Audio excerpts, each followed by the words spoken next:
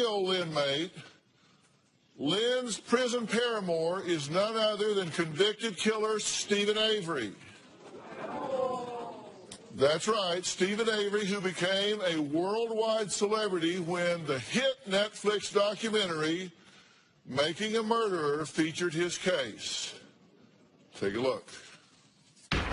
Now to another case that is fascinating the country right now. It's a murder in Wisconsin featured in the wildly popular Netflix documentary called Making a Murderer. The documentary makes the case that a man serving life in prison is actually innocent. This series has been addicting with binge watching, with social media, as it feels like lots of people are all together trying to solve the mystery at the same time. Filmmakers Laura Ricciardi and Moira Demos spent 10 years working on Making a Murderer. We were very thorough and, in our opinion, very accurate and very fair. Hundreds of thousands of people are calling for the pardon of a convicted killer after the Netflix series Making a Murderer exposed possible flaws in the case that put him behind bars. Steven has become the world's strangest sex symbol now. He's receiving, according to some reports, up to 40 letters a week in prison from women lining up to be his next wife. Steven Avery became engaged to this beautiful, statuesque blonde. They initially began speaking through love letters to one another, and then they started talking on the phone. Lynn and Steven finally met one another face-to-face for the first time just a few weeks ago in prison. Steven told DailyMail.com, "She is going to be my future wife. We're going to be laughing forever." Dive in now. Everybody's talking about it. Truth is stranger than fiction. Well, Steven Avery may be convicted of murder, but Lynn says she knows Steven is innocent and believes they have a magical connection. Steven says, quote, "She's going to be my future wife. We will be laughing forever." Now, today, in an exclusive interview, Lynn is speaking out for the very first time. Now, although they've only met 3 times in person, Lynn says she will marry Steven Avery. Let's hear what she has to say. I first heard about Steven Avery's case when my daughter Camelia told me about the documentary Making a Murderer. She said, "Mom, it's right up your alley because I am a paralegal." And I watched the documentary. I concluded that he was set up. I felt that the state of Wisconsin saw Steven Avery as a disposable person. And at that time, I was in the middle of a divorce, and I identified with that because I kind of felt disposable myself. I wrote a letter that night, and a couple of weeks later, I was very surprised that he wrote me back. Within the first month, he was telling me he knew that he wanted me to be his wife. I was excited. He had singled me out. It made me feel special. He told me I was beautiful. We've been writing letters back and forth for approximately 8 months, and the first time I was able to go see him was September 15th of this year. When I first saw him, he looks like the sweetest little teddy bear I've ever seen in my life. It was just like magic. And he grabbed my hands, and we sat at the table, and we cried. Just a second.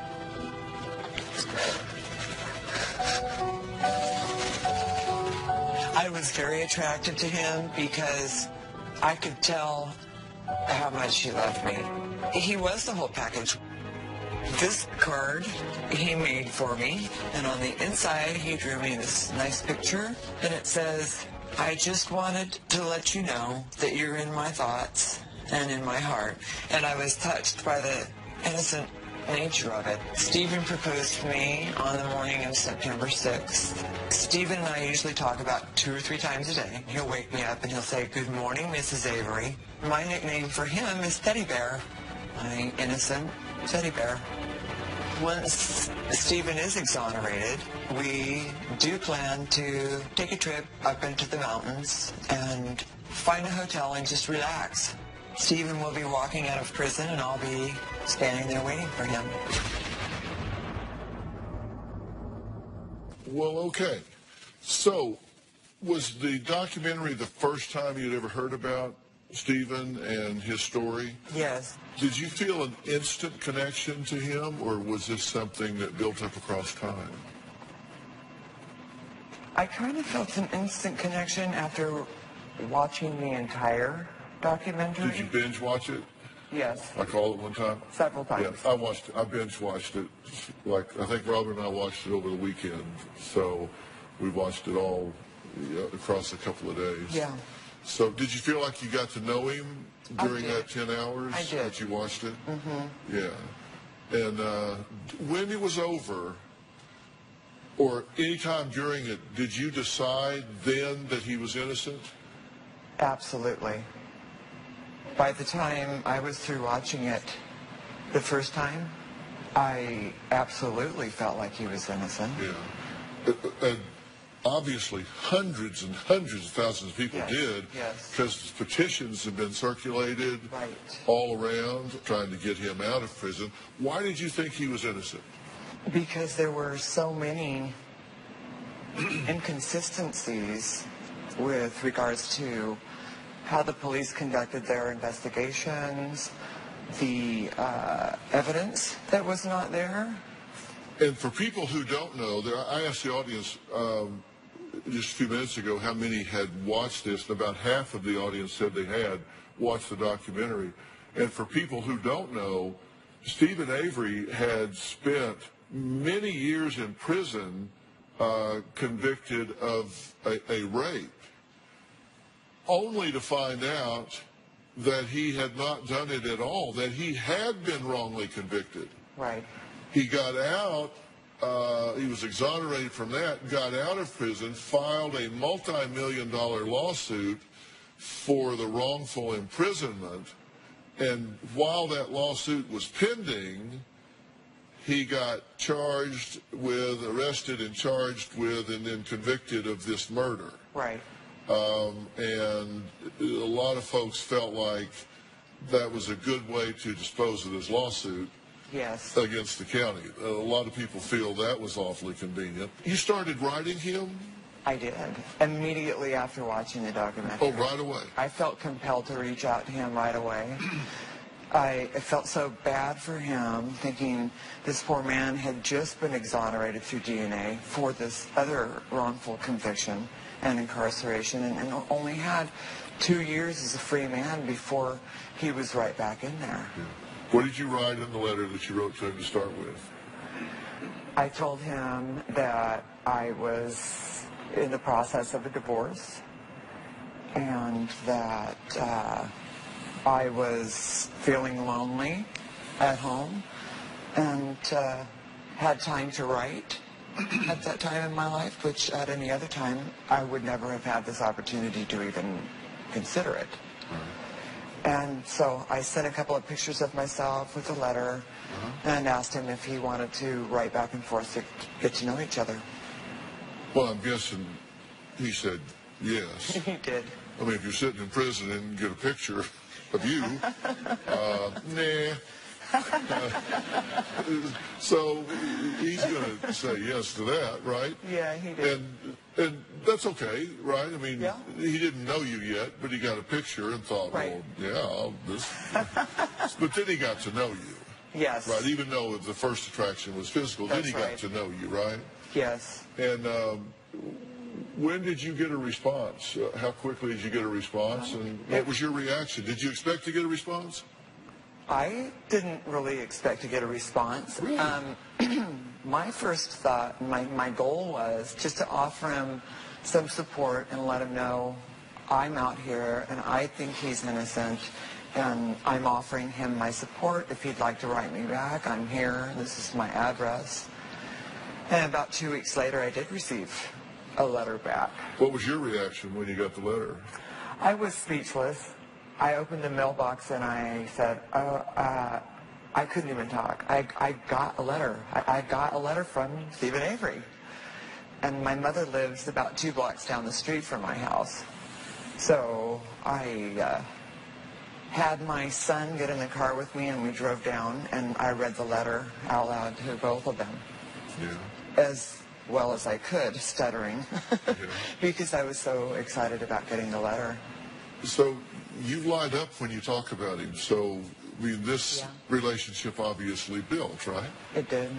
And how long did it take this relationship to turn romantic? Because you had a reaction when you got the letter, But was this immediately a love at first sight? Did it take time?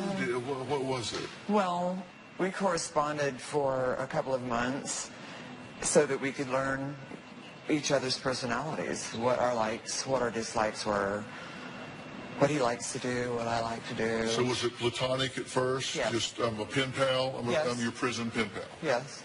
And he was sort of a support person for me while I was going through this hard time of my divorce. Was this a tough divorce? It was, in that I still loved any of them or not. I go, It no, wasn't it was a fun. volatile situation. I still loved my husband and my ex-husband now. So that made it difficult for me. All right, well, let's take a break. Coming up, Lynn says before she ever met Stephen in person, she became engaged to be his wife. So I want to know how that happened. Plus, Lynn says the first time she ever met her convict Casanova, they had tons of chemistry. They sealed with a jailhouse kiss. This is all very interesting. We'll talk about that when we come back.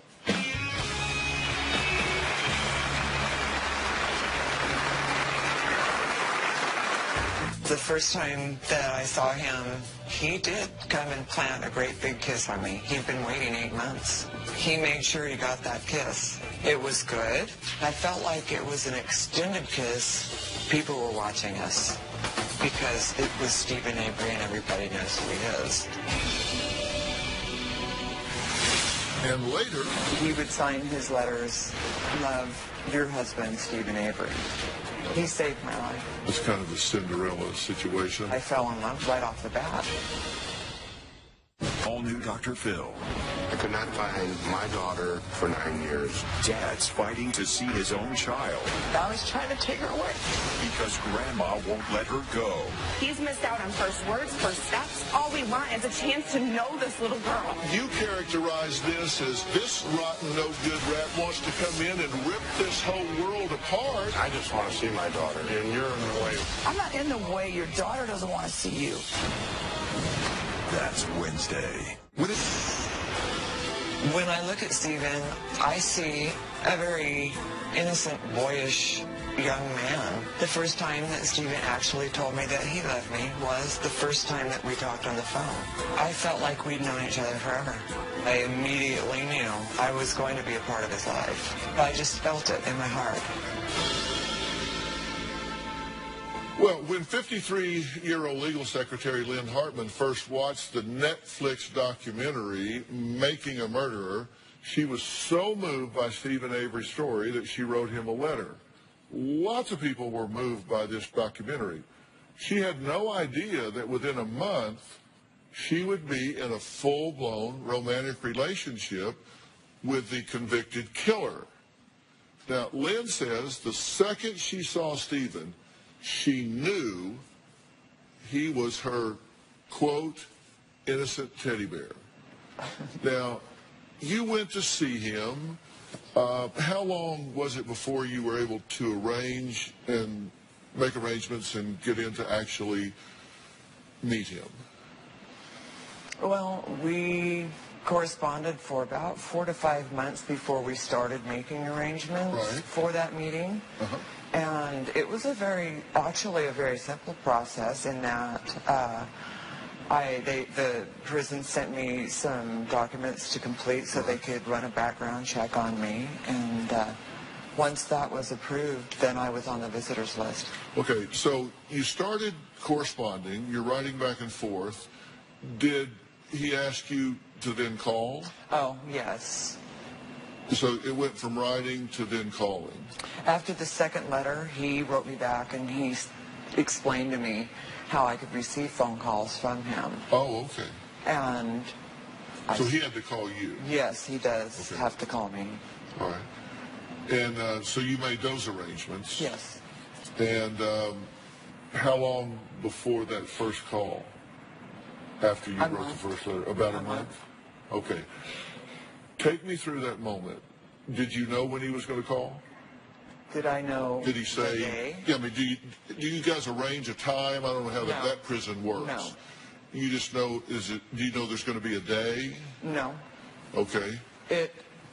On his floor, they have 4 cell phones that are circulated throughout the cells. He's locked up. Are these legal or secret? I don't know what you mean. Are these contraband cell phones, or are they? They're legal. Okay, they're legal. There's cell only phones. 4 that they provide to the prisoners to use and to circulate through during the day, so that each person gets an opportunity to make a phone call if they need to. So he calls, phone rings, you pick it up, and it's him. Yes. Take me through that moment. Well, I was shocked, of course, and when I started listening to his voice, of course, I'd already watched the documentary, so I knew what his voice sounded like on the documentary. And when he started talking, it was the same, and I felt like it was like an instant. I felt instantly like we'd known each other forever. And that obviously stems from the fact that I had the opportunity to watch the 9-part series.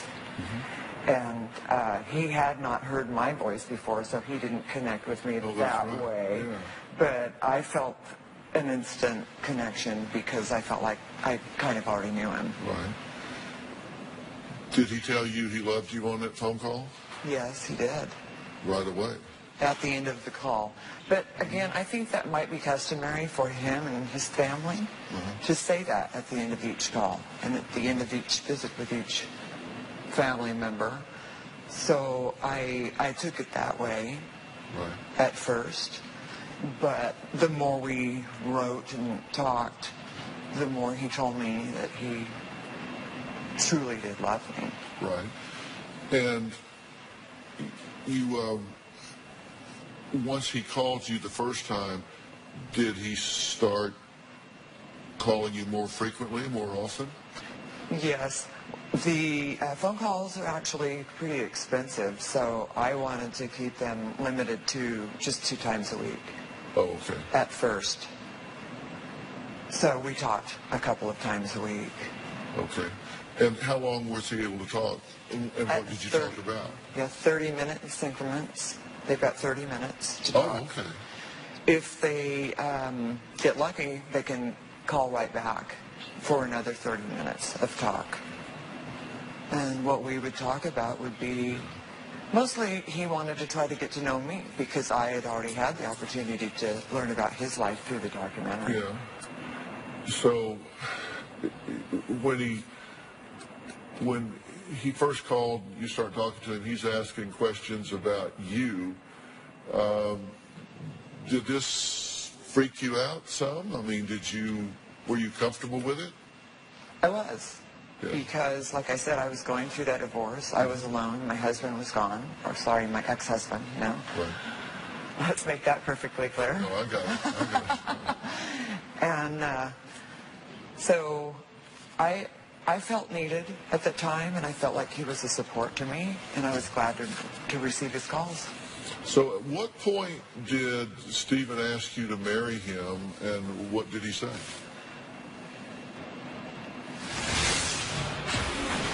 I think that my life has prepared me for this moment. Have you picked a ring? I have. Have you picked a dress? I did pick a dress, and I don't know if I'm supposed to say this, but... And later, have you ever woken up in the middle of the night and thought, what the hell are you doing? Yes. What was it that was making you nervous? Do you need Dr. I got this letter early on. I'm looking for a good woman so I could be happy. My love for you is the truth. I always get hurt all the time, and I always feel bad all the time. I want to be happy with you, your husband, Stephen Avery. Back in May, he's already signing it, your husband, Stephen Avery. That's how much he wanted me to become his wife. So at what point did Stephen ask you to marry him, and what did he say? After a couple of months of writing, he started referring to me as his wife. Oh, before he asked you to marry him? Yes. And he would sign his letters, love, your husband, Stephen Avery. I think that his motivation for doing that was to try to help mend my heart because he knew the emotional the emotions that I was going through. So you had a broken heart at that point, and he sensed Absolutely. that. And he wanted to. You were damaged. He was trying to heal. Yes, you. and he did. He saved my life. Yeah. And so you were pretty low at that point. This is Very. the low point? Yeah.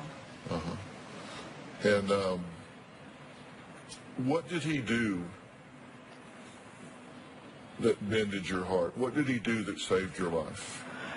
He said things that made me feel needed and wanted. And that I was human, that I wasn't disposable. And that he needed me. And that gave me a new lease on life. It gave me a new direction.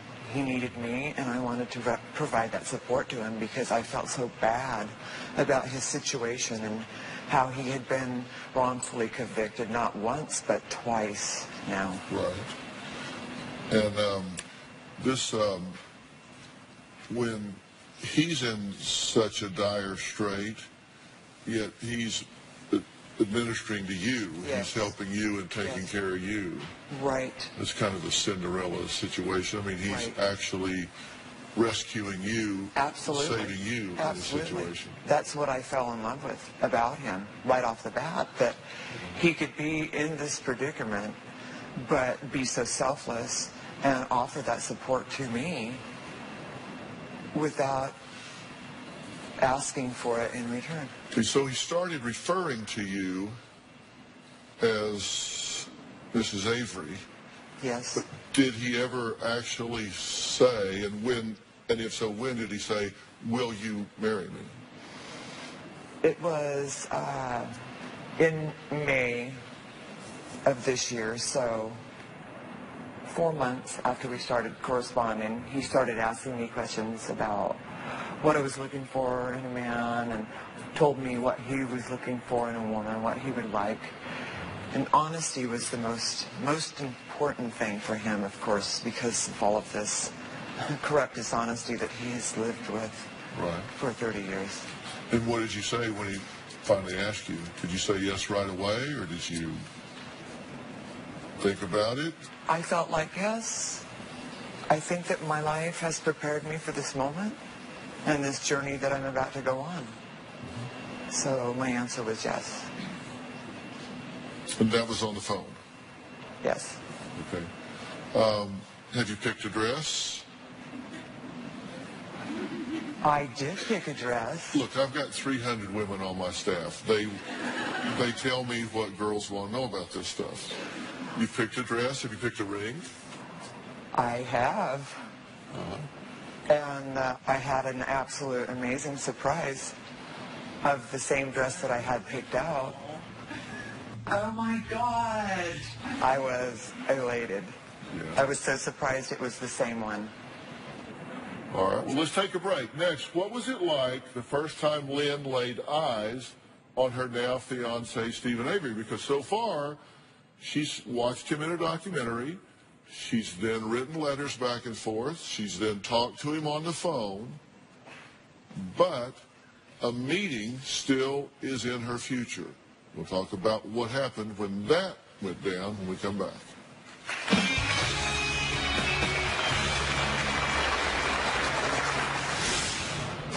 He's had a lot of attention since he's been behind bars. Yes. And he's talked to different women. And I thought, maybe this isn't the right thing I should be doing. So I did put a block on the phone. And later, how has your family responded to this? In prison for 11 years for the 2005 murder of 25-year-old Wisconsin photographer Teresa Halbach. But he's found love behind bars more than once. Now, when I say more than once, he's had a lot of attention since he's been behind bars. Yes. And we heard earlier that he was getting like 40 letters a week from people he's talked to. different... A day, actually. A day, and he's talked to different women. Yeah.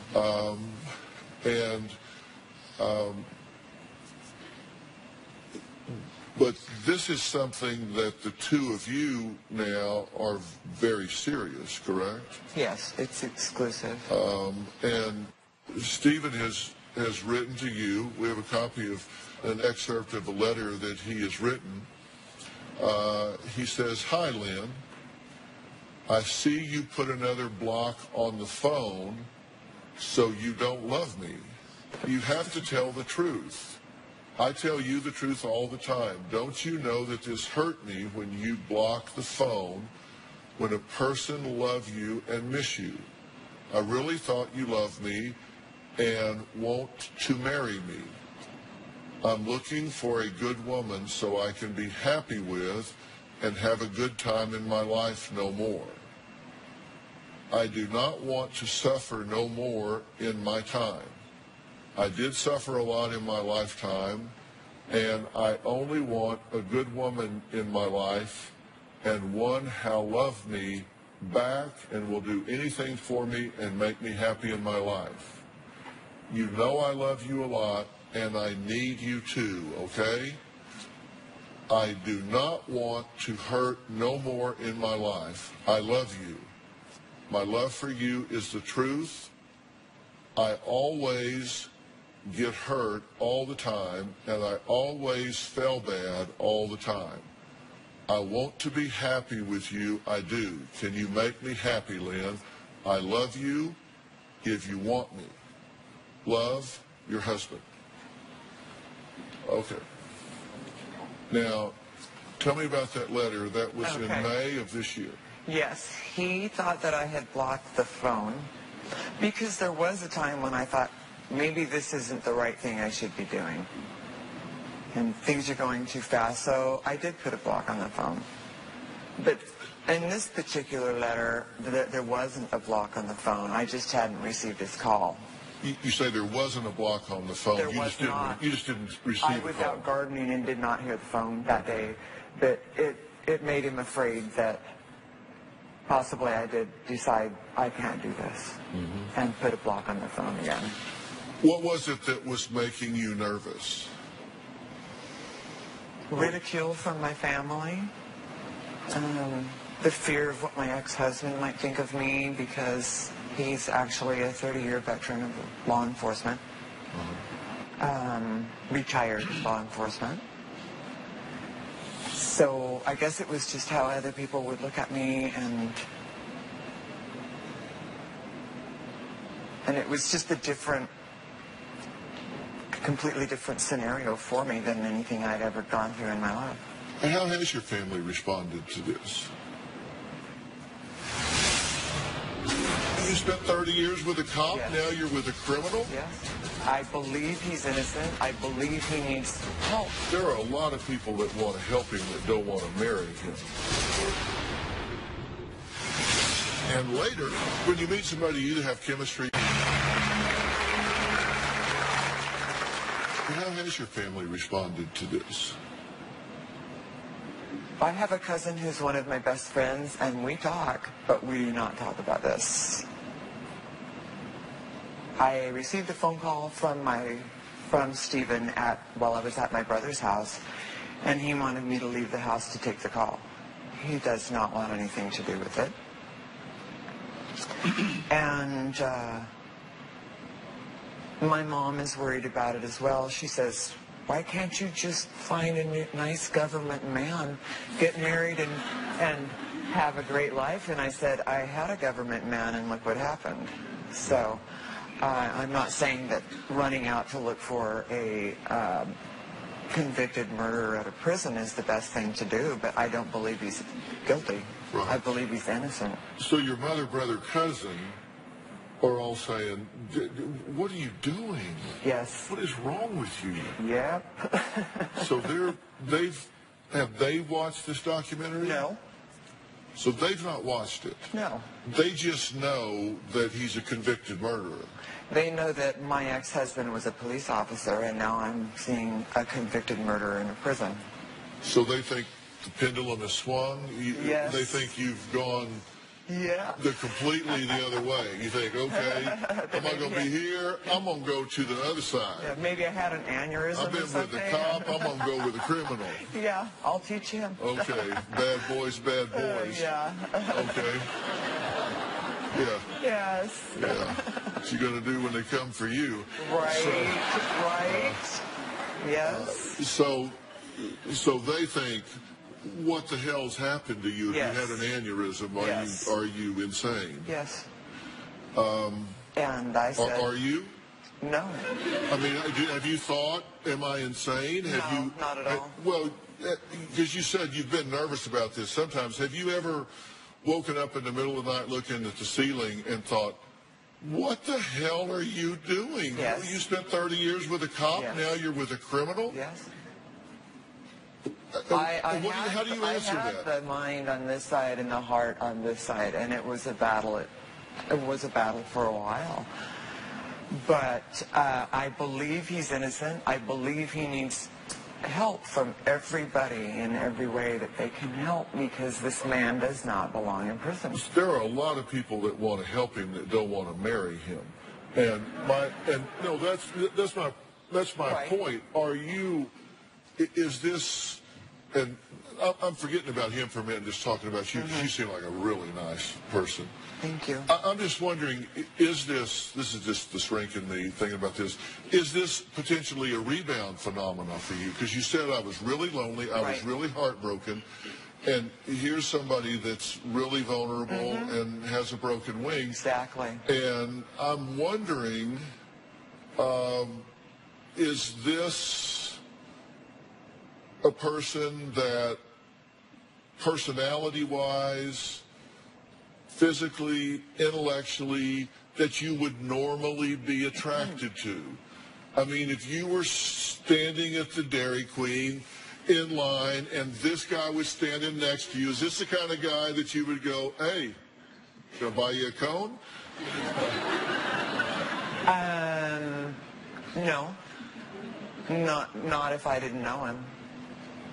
But after getting to know him, it's a different story. Educationally, you're on very different levels. Yes. Huge gap there. I mean, Right. you're highly educated, highly articulate. I read his letter, and he's not articulate. He's not educated. He did not graduate high Right. school. It doesn't mean he's not smart, But on he's the not. telephone, he sounds very articulate. Yeah. The fact that he's not educated doesn't mean he's not intelligent. Right. But he certainly he doesn't write particularly well. No. So there's a huge gap there. You work with words. Right. He struggles with words. Yes. You come from education and achievement, and he worked in a junkyard. Right. With his hands in his back. I'm not saying that good, hard work. I've done that kind of work. There's nothing wrong with it, but it's different. It's two different worlds. Yeah. Not saying one's better or worse than the other, but it's two different worlds. Do you fear compatibility differences? Once he is released, you mean? Yes. I haven't gotten there yet, but that could be a possibility. But you would manage those, you think? I think so, yes. Yeah. Lynn says she only met her convicted killer fiance, Stephen Avery, 3 weeks ago, but when she did, they had tons of chemistry.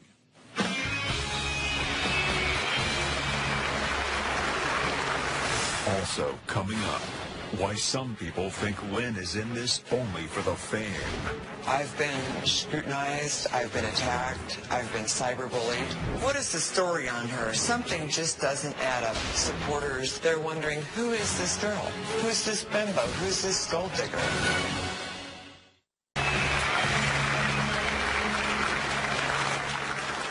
Lynn says now that she is the woman in Stephen's life. His ex is out to get her. Take a look. Since I have been with Stephen and the public has come to know about it, I've been scrutinized, I've been attacked, I've been questioned. I've had my background check done and circulated throughout all of Facebook and all of Twitter. Many of them started cyberbullying me. I was and am worried that she may be up to no good when it comes to Steven Avery. What is the story on her? Something just doesn't add up about her.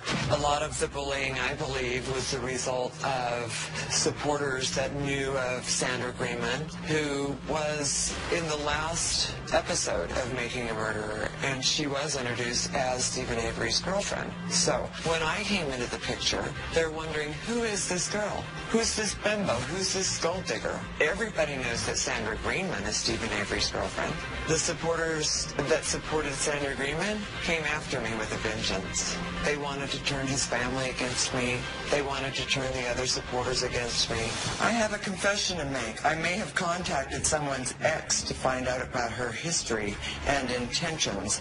They were launching attacks on social media. They were sending me private messages. They were making posts on the support group sites about how I was a fake, that I was still married, that I am only after Stephen for fame and money, that I'm not really his girlfriend, I'm not really seeing him, that I'm actually, they thought, I may even be writing letters to myself. I truly love Stephen with all my heart, and I know without a doubt that he feels the same way about me. Okay, so you think that she's behind all of this? Not all of it, but a lot of it. You think she's active in it? Absolutely. Okay, yes. But you think it's coming from a lot of different places? Yes. How has this affected you? I mean, do you read these things? I try to limit reading these things because it's very disturbing for me. So when I see them saying these things about me, it hurts deeply. You said at one point it was almost more than you could take. Many times it's been almost more than I can take. I would delete everything on my Twitter and my Facebook and block everybody and walk away for a couple of days. Did it get to the point where you thought about stopping the relationship and just moving on? Yes. On a couple of different occasions, and each time I did, I was miserable. And a couple of days later, he would call, and I would be just so glad that he was understanding and called me back. You said when you were visiting him not long ago, you were almost run off the road. Yes. What happened?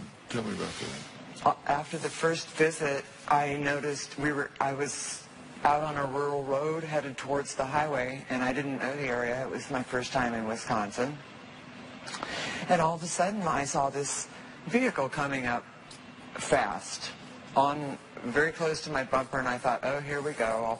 I'm probably going to be pulled over. I had to literally dart off onto this gravel shoulder, almost spinning my car out of control. And the vehicle behind me, come to find out, was not a police car. So I stayed in my car and I resumed driving, and they came after me again. When I finally got to an area where there was a lit parking lot with a gas station, I pulled into that area, and they turned to the left and waited for me on the other side of the road. As soon as I saw them getting ready to flip a U to come back around, I got onto the highway and got back to my hotel. Did you call the police? No, I didn't, because I didn't get a license plate number. Okay. Can I make 2 comments about that? Yes. Don't pull off on a side road, and do call the police. I thought it was the police officer. Well, but when you know it isn't, call 911 immediately. I just want to keep you safe. All right, we've got to take a break here. Coming up, should Lynn be concerned about Steven Avery's violent past? She'll react to shocking claims made by his ex-fiancée next.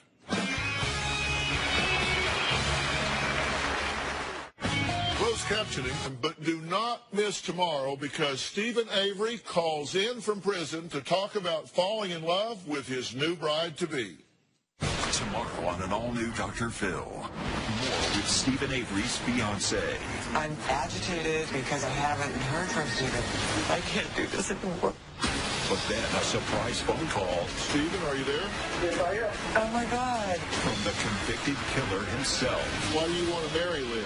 I'm in love with her. Everything is different with her. I want to give you the opportunity to answer this question. Did you murder Teresa Halbach? That's tomorrow. You will not believe what he has to say about the infamous murder case he is at the center of. All of that and more tomorrow. Thank you. We'll see you then.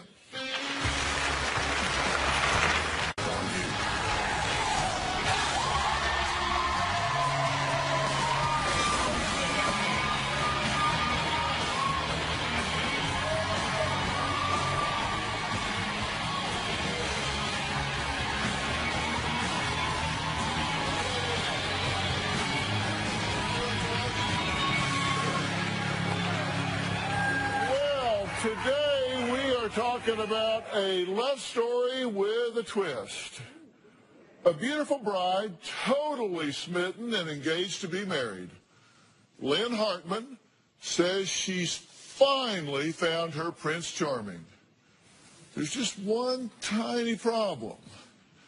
The man of her dreams is behind bars. And her fiancé isn't just any old inmate. Lynn's prison paramour is none other than convicted killer Stephen Avery. That's right, Stephen Avery, who became a worldwide celebrity when the hit Netflix documentary, Making a Murderer, featured his case. Take a look. Now to another case that is fascinating the country right now. It's a murder in Wisconsin featured in the wildly popular Netflix documentary called Making a Murderer. The documentary makes the case that a man serving life in prison is actually innocent. This series has been addicting with binge watching, with social media, as it feels like lots of people are all together trying to solve the mystery at the same time. Filmmakers Laura Ricciardi and Moira Demos spent 10 years working on Making a Murderer. We were very thorough and, in our opinion, very accurate and very fair. Hundreds of thousands of people are calling for the pardon of a convicted killer after the Netflix series Making a Murderer exposed possible flaws in the case that put him behind bars. Stephen has become the world's strangest sex symbol now. He's receiving, according to some reports, up to 40 letters a week in prison from women lining up to be his next wife. Stephen Avery became engaged to this beautiful, statuesque blonde. They initially began speaking through love letters to one another, and then they started talking on the phone. Lynn and Stephen finally met one another face-to-face for the first time just a few weeks ago in prison. Stephen told DailyMail.com, "She is going to be my future wife. We're going to be laughing forever." Dive in now. Everybody's talking about it. Truth is stranger than fiction. Well, Stephen Avery may be convicted of murder, but Lynn says she knows Stephen is innocent and believes they have a magical connection. Stephen says, quote, "She's going to be my future wife. We will be laughing forever." Now, today, in an exclusive interview, Lynn is speaking out for the very first time. Now, although they've only met 3 times in person, Lynn says she will marry Stephen Avery. Let's hear what she has to say. I first heard about Stephen Avery's case when my daughter Camelia told me about the documentary Making a Murderer. She said, "Mom, but it's right up your alley because I am a paralegal." And I watched the documentary. I concluded that he was set up. I felt that the state of Wisconsin saw Stephen Avery as a disposable person. And at that time, I was in the middle of a divorce, and I identified with that because I kind of felt disposable myself. I wrote a letter that night, and a couple of weeks later, I was very surprised that he wrote me back. Within the first month, he was telling me he knew that he wanted me to be his wife. I was excited. He had singled me out. It made me feel special. He told me I was beautiful. We've been writing letters back and forth for approximately 8 months, and the first time I was able to go see him was September 15th of this year. When I first saw him, he looks like the sweetest little teddy bear I've ever seen in my life. It was just like magic. And he wrapped my hands, and we sat at the table, and we cried. Just a second.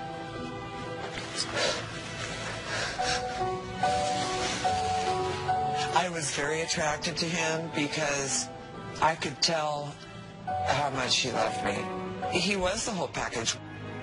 This card he made for me, and on the inside he drew me this nice picture, and it says, "I just wanted to let you know that you're in my thoughts and in my heart." And I was touched by the innocent nature of it. Stephen proposed to me on the morning of September 6th. Stephen and I usually talk about 2 or 3 times a day. He'll wake me up and he'll say, "Good morning, Mrs. Avery." My nickname for him is Teddy Bear, my innocent teddy bear. Once Stephen is exonerated, we do plan to take a trip up into the mountains and find a hotel and just relax. Stephen will be walking out of prison, and I'll be standing there waiting for him. Well, okay. So, was the documentary the first time you'd ever heard about Stephen and his story? Yes. Did you feel an instant connection to him, or was this something that built up across time? I kind of felt an instant connection after watching the entire documentary. Did you binge watch it? Yes. Like all at one time? Several times. Yeah, I binge watched it. Like, I think Robert and I watched